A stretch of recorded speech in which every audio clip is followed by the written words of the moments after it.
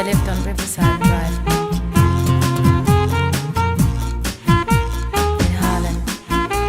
in Harlem.